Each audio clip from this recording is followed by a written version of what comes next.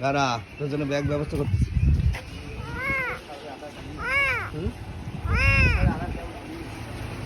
আমি রাস্তায় পাইছি, এটা নিয়ে যাবো বাসায়।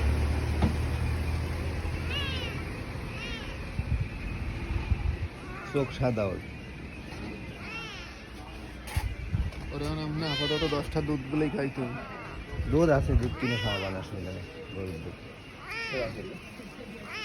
5 টাকা না ভাই? ঠিক আছে, আয় ওঠ ওঠ।